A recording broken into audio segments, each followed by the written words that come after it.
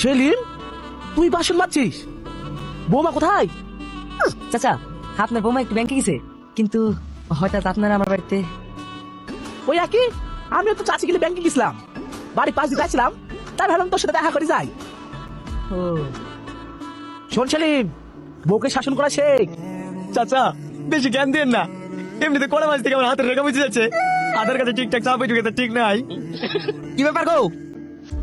ভরা দুপুর বেলা সিনেমার নায়িকার মতো সেজি খুঁজি পুঁতি যাবা? ব্যাংকে যাব নিজের অধিকার বুঝে নিতে। অধিকার মানে? ব্যাংকে তোমার আলাদা চিরাক আছে নাকি? তার থেকেও বেশি নমিতা দিদি পাঠিয়েছে। এখন থেকে আর তোমার কাছে 10 টাকা দাও বলে ঘ্যান ঘ্যান করতে হবে না, বুঝেছো? এই যে ব্যাংক বাবু, নিজেদের মধ্যে পিরিত না করে হাতটা একটু তাড়াতাড়ি চালান, টাকাটা কি গায়ে দেবেন? দেখলেন তো স্যার, শুরু হয়ে গেছে। বেশি দেরি করলে জুতো ছড়ে মেরে দেবে।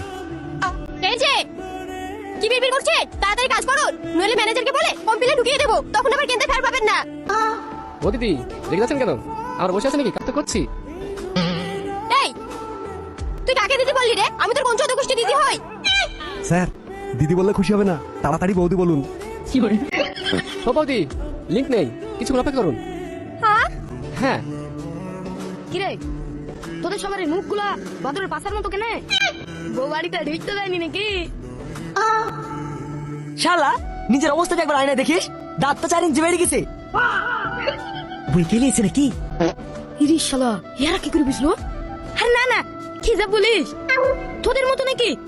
এটা দেখ, লোহার মতো শক্ত, এক্ষুনি হুকে আসলাম।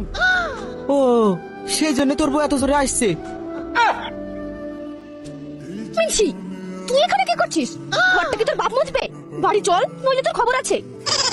এক্ষুনি তো রান্না করে আসলাম, ঘরটা না হয়তো বিকালে মুছবো। তুমি বাড়ি যাও, আমি আসছি। বেশি চালাকি না, তোর টাকায় আমি খাই না, তাড়াতাড়ি বাড়ি চল। দেখলি তো, সরকারি দেওয়া এই 1000-1200 টাকা পেয়ে মেয়েদের মেয়েদের একবার আসমানে। ভাই, এই জিনিস নিয়ে আমাদেরকে প্রতিবাদ করতে হবে। প্রতিবাদ? কিসের প্রতিবাদ? এই যে বাসন মাজা, ঘর দুয়ার, রান্না করা, ইয়ার প্রতিবাদ।